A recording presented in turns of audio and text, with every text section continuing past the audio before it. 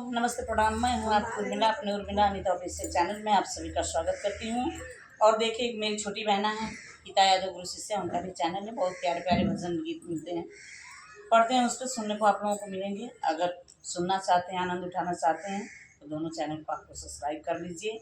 और देखिए, हम लोग घर से बहुत दूर आए हुए हैं माता जी के मंदिर में, और आज नवरात्रि का दूसरा दिन है। तो एक बहुत प्यारा सा भजन लेकर के आए हैं। पुष्पा दीदी हमारी बहुत अच्छी अच्छी भजन गाती हैं। आज दीदी से दीदी के स्वर में आपको सुनिए। हम दीदी सुनिए। चलत रहे बनवा में सोच भगवान हो, चलत रहे बनवा में सोच भगवान हो, चलत रहे बनवा में कौशल्या माई हमारी रहिया जो हता हुई, कौशल्या माई हमारी रहिया जो हता हुई। 14 बरस हमारी जो डगरिया रही है, 14 बरस हमारी जो डगरिया रही है। मालूम होला बाबूजी के, मालूम होला बाबूजी के छुट्टी है परान, चलत नया बनवा में सोच भगवान हो, चलत बनवा में। उर्मिला सोचता राजा बिसराई गईला, उर्मिला सोचता राजा बिसराई गईला।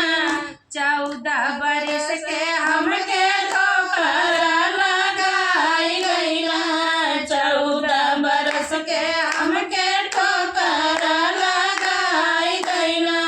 सुमित्रा रोता हुई है, सुमित्रा रोता हुई है, दाई के ध्यान हो, चलता रहे बनवा में सोच भगवान हो, चलता हुई बनवा में सोच भगवान हो, चलता रहे बनवा में सोच भगवान हो, चलता रहे बनवा में सोच भगवान हो, चलता रहे बनवा में। कहे भरत भैया हमके गैला बिसराई गैला, कहे भरत भैया हमके कहे बिसराई गैला।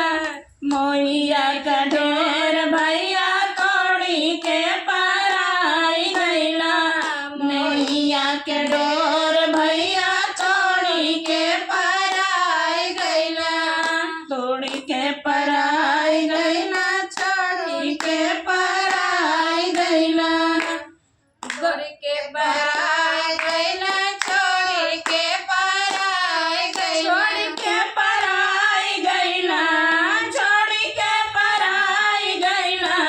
घर के महान चलत रहे बनवा में सोच भगवान हो, चलत रहे बनवा में सोच भगवान हो, चलत रहे बनवा में सोच भगवान हो, चलत रहे बनवा में सोच भगवान हो, चलत रहे बनवा। तो गाइस, हमारे दीदी के मुखारबिंद से भजन कैसा लगा कमेंट बॉक्स में जरूर बताइएगा।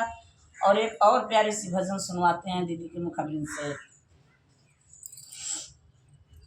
हाय वाला हो।